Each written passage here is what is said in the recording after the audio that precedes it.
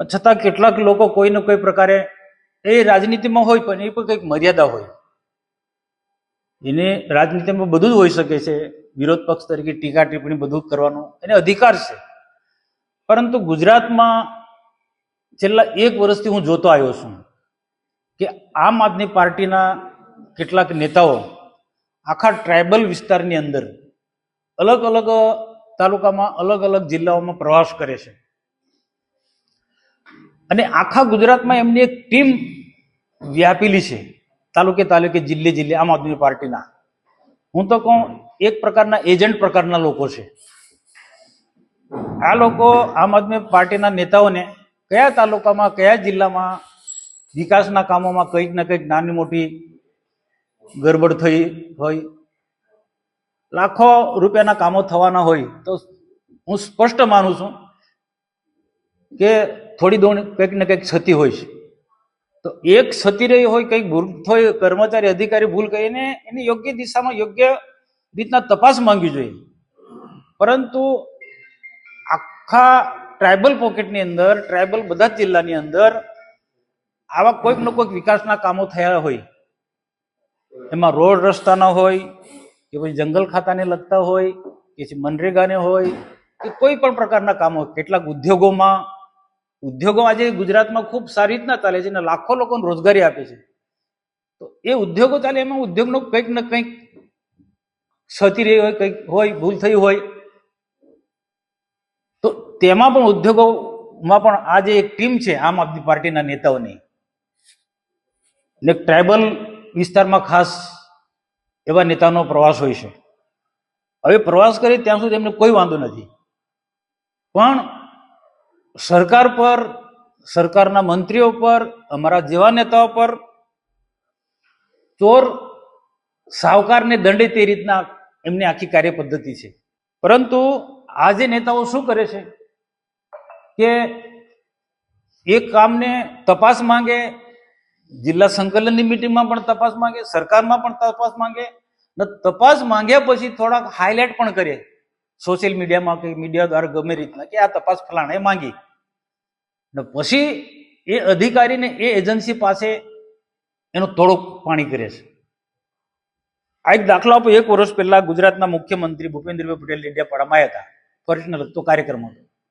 હવે તેમાં પણ 4, 5, 6, 10 દિવસથી ફોરેસ્ટની તૈયારી ચાલતી હતી. ગુજરાતભરના IFS થી માંડીને બધા અધિકારીઓ આવતા હતા કાર્યક્રમને સફળ બનાવવા માટે. એમાં સ્વાભાવિક ખર્ચ થાય.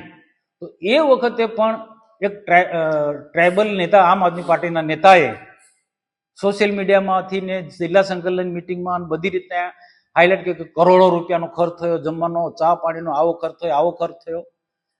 આમ કરીને ત્યાં એક રેન્જ ફોરેસ્ટ ઓફિસર પાસે 50 લાખનો તોડ કર્યો.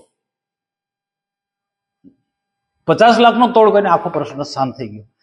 આવી રીતના ઘણા એવા નાના નાના એવા કામોની અંદર આવી રીતના તપાસ માંગવી, સોશિયલ મીડિયા મૂકવું, પ્રેસમાં પ્રસિદ્ધિ આપી અને પછી અધિકારી અને એજન્સી પાસેથી કોઈ ને કોઈ રીતના એને તોડ કરવામાં આવે છે.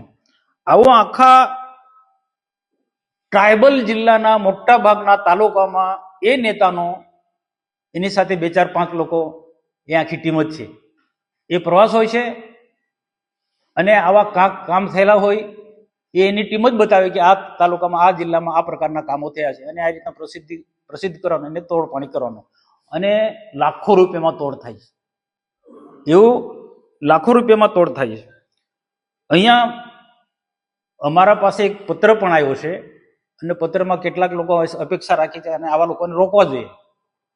તો જે 1.5 વર્ષ પહેલા ટ્રાઇબલ મ્યુઝિયમમાં મર્ડર થયા હતા, એ મર્ડરનું બધા જ લોકોએ ભેગા મળીને, સરકાર તરફથી મંત્રી આવ્યા હતા, અમે બધાએ ભેગા મળી, આમ આદમી પાર્ટીના પણ બધા નેતા, બધાએ ભેગા થઈને અમે જે મરનાર વ્યક્તિને 25-25 લાખ રૂપિયા આપ્યા એ એજન્સી પાસેથી. પણ બાકીના કેટલાક નેતાઓએ, ચૂંટાયેલા લોકોને, એમની સાથેની એક ટીમ, એમને 10-10 લાખ રૂપિયાનો તોડ કર્યો. 10-10 લાખ. જો આ બહુ હું ગંભીરતાથી હું આ વાત મીડિયા સમક્ષ વાત કરું છું, બહુ જવાબદારીપૂર્વક 10 લાખ 10-10 લાખ રૂપિયાનો તોડ કર્યો. એમાં બધી રાજકીય પાર્ટીના આવી જાય છે. સર તે પણ અધિકારીઓ એમને આપી, આખી વિગત આપી કે આખા એકતા પરેડનો આટલો ખર્ચ, ટ્રાઇબલ વિભાગનો બિરસા મુંડા જન્મ જયંતિનો ડેડિયાપાડાનો આટલો ખર્ચ, અને એજન્સીઓના નંબર લીધા, કોન્ટ્રાક્ટરોના નંબર લીધા એ ટ્રાઇબલ નેતાએ, અને પછી એ અધિકારીઓને ફોન કરે કે આટલો ટોટલી ખર્ચ થયો છે, એમાં મારા આટલા ટકા હોવા જોઈએ. એકતા પરેડમાં આટલો ખર્ચ થયો, એમાં મારા આટલા ટકા હોવા જોઈએ.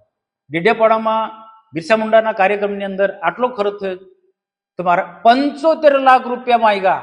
આ ટ્રાઇબલ નેતા જે પોતાની જાતને આદિવાસીઓનો મસીહા ગણે ને એક અલગ અલગ તાલુકામાં ફરે છે, જિલ્લામાં ફરે છે, આદિવાસીઓમાં ને આદિવાસીને ઉશ્કેરી ફરે છે, ક્યાંક આવા કામો હોય ત્યાં પછી તપાસના બાને પછી તોડ પાણી કરવાના આ ધંધા, એક પ્રકારનું આખું નેટવર્ક છે આ લોકોનું. આમ આદમી પાર્ટીના લોકોનું એક પ્રકારનું આખા ટ્રાઇબલ વિભાગની અંદર આખું એક નેટવર્ક છે, ને એના કારણે વિકાસના કામોમાં કોઈ ને કોઈ રીતે રોડા નાખવાના ધંધા આ પ્રકારના કરે છે. હું ચોક્કસ માનું છું, કામ થતું હોય ત્યાં ક્ષતિ હોય તો ક્ષતિ હોય તો એમાં ઘણા બધા નિયમો છે.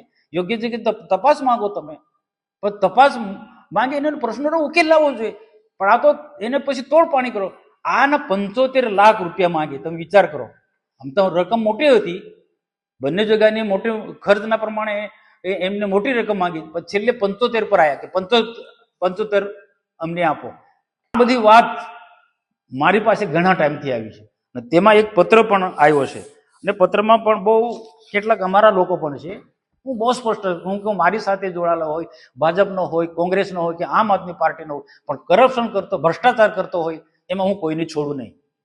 મારી સાથે ફરતો વ્યક્તિ પણ આ રીતના પ્રજાના પૈસાનું શોષણ કરતો હોય, તોડ પાણી કરતો હોય, અધિકારીઓને દબાવતા હોય, કોન્ટ્રાક્ટરોને દબાવતા હોય, એમાં ભાજપનો ચૂંટાયેલો પ્રતિનિધિ હોય કે પછી કોંગ્રેસનો ચૂંટાયેલો પ્રતિનિધિ હોય કે આમ આદમીનો ચૂંટાયેલો પ્રતિનિધિ, કોઈ બી મારા માટે બધા સરકાર. એ ભ્રષ્ટાચાર એટલે ભ્રષ્ટાચાર. ને આજે એકબીજાની આ જિલ્લાની અંદર એકબીજાની મિલીભગત છે. બોલું છું, થોડા દિવસ પહેલા નીલભાઈ બોલ્યા, બાકી કોઈ બોલતું નથી. કેમ ભાઈ? બધાએ બોલવું જોઈએ. કોક ને કોક બધા એકબીજાની મિલીભગત છે એટલે કોઈ એકબીજા બોલતા નથી બધા. બાકી બેફામ પ્રમાણે આમ આદમી પાર્ટીના નેતાઓ ભાજપ સરકાર બધા પર આરોપ મૂકે છે, વહીવટી તંત્ર પર આરોપ મૂકે છે, અધિકારીઓ પર આરોપ મૂકે છે, અધિકારીને ડરાવે છે, અધિકારીને ધમકાવે છે. કોઈ બોલતું નથી. કેમ ભાઈ? એકબીજાના તાર અડેલા છે. તો આ જે વસ્તુ જે છે આ રોકવા માંગુ છું. આ જે વસ્તુ રોકાવશું કે સરકારી જે પૈસા કરોડો રૂપિયા આવે છે એ યોગ્ય રીતના વપરાવા જોઈએ, અને આવી રીતના તોડ પાણી થશે કામમાં. હું ફરી પણ કહું છું કે તપાસ માંગો, ચૂંટાયેલા પ્રતિનિધિએ તપાસ માંગવાનો અધિકાર છે, એના નિયમો હોય, એના પછી એમાં તોડ પાણી ના કરવાનું હોય.